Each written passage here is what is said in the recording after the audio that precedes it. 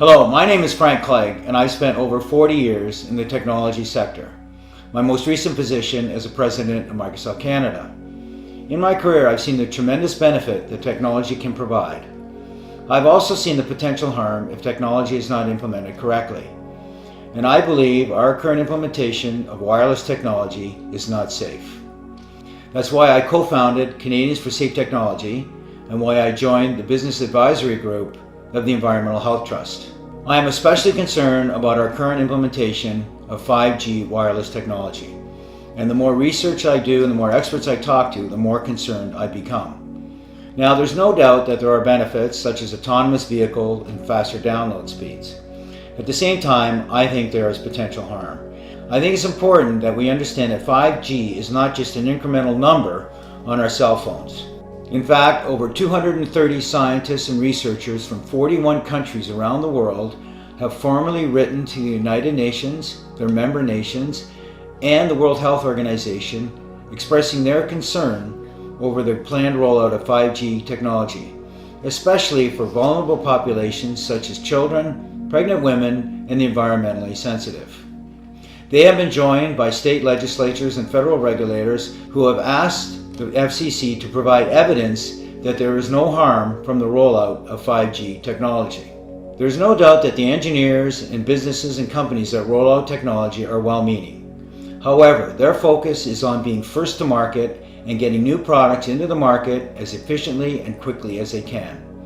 I am not aware of any research or studies by my industry or related industry that deal at all with the health or safety effects of wireless technology. Here are some important facts about 5G. 5G technology has not been tested. I am not aware of a single study that shows that 5G technology is safe. 5G, as in all other wireless technology, gives off radio frequency radiation, which is absorbed in the human body and accumulates in the human body. One segment of 5G technology are millimeter waves. Millimeter waves are used by the US and Israeli government in their active denial systems, which are used for crowd control. And what they do is they provide a very painful reaction in the skin organs of the body.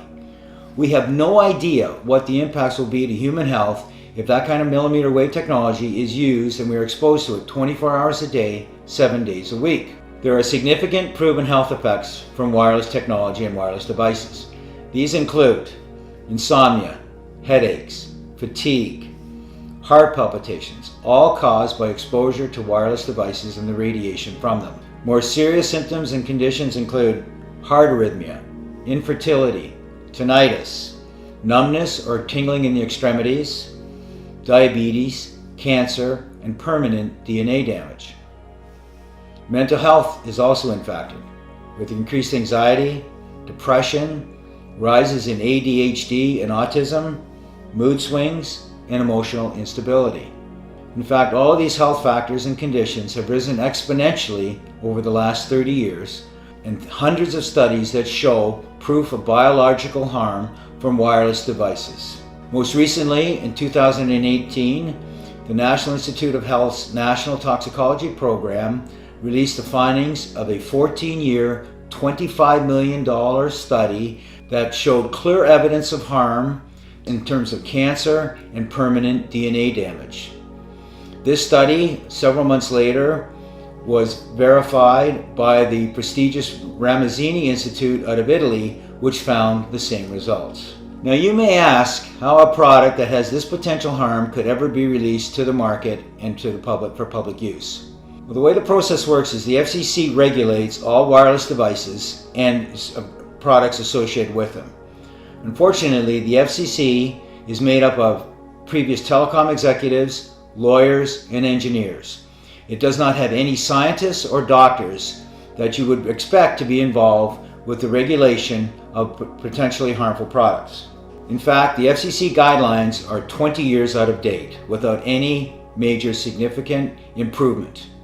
Countries such as China, Russia, Italy, and Switzerland have safety guidelines that are 100 times safer for their citizens. The FCC guidelines are based on small, short-term, infrequent exposure. They do not worry about the accumulated effects for multiple devices. They don't measure or monitor exposure 24 hours a day or 7 days a week, and they have no special consideration for children, pregnant women, or those who have shown environmentally sensitivities to wireless radiation. In addition to the concerns about the guidelines, there is actually no oversight provided by the FCC, and in fact the telecommunications industry is self-policing. So what we are left with is almost a Wild West scenario where the regulations and the guidelines are significantly lacking and the industry is left to its own accord to roll this technology out to the marketplace. In addition to the concerns about the FCC guidelines themselves, the Federal Telecommunications Act of 1996 prohibits any telecommunication company to be sued on the basis of the safety or health of their products. So in other words, there is no liability to the telecommunications industry of any of the impacts of their products. Just last week, the reinsurer Swiss Re came out with their annual forecasts, and they specifically identified 5G technology as an upcoming insurable health concern globally over the next 3 years. There is also mounting evidence that the telecommunications industry knew about the potential impacts of RF radiation years ago.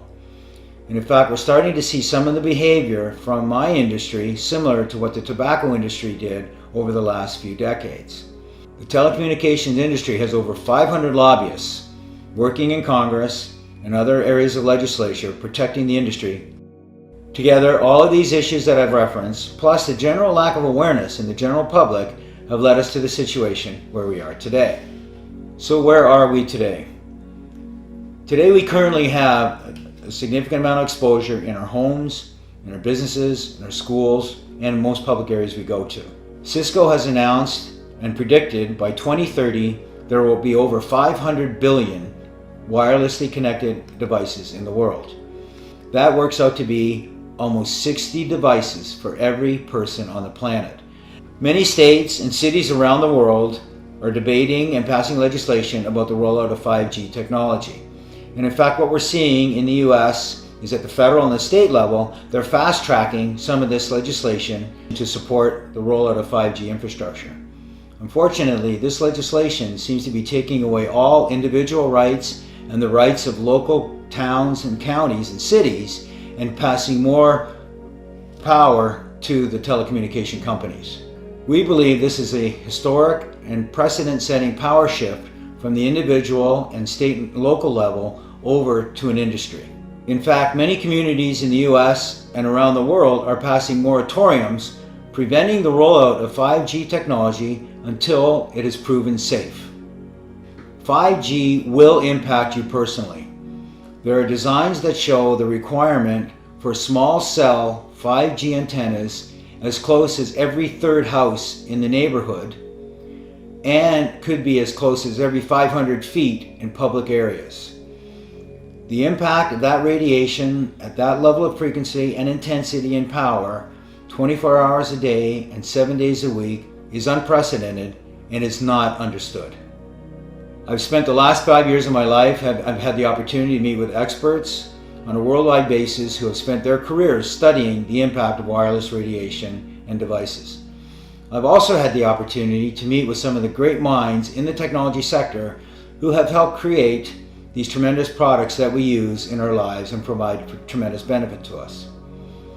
I am convinced that there are safer alternatives available so we can have the best of both worlds. Technology that can provide the tremendous benefits, but technology that is safe.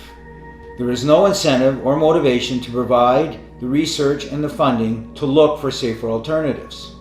So that's why it's up to us to help encourage that investment.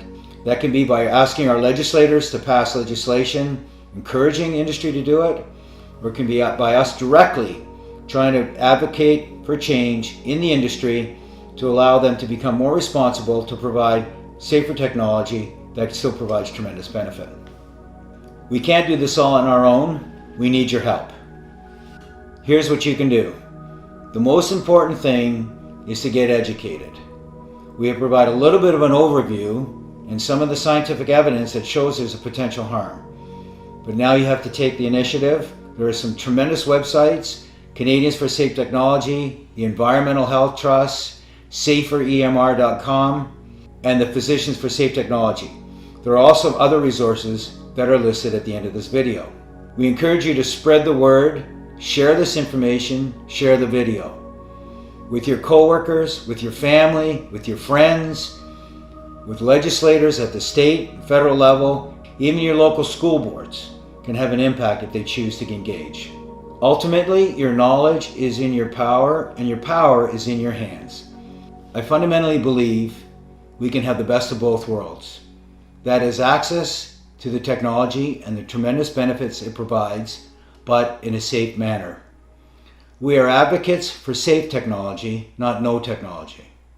I thank you for your time.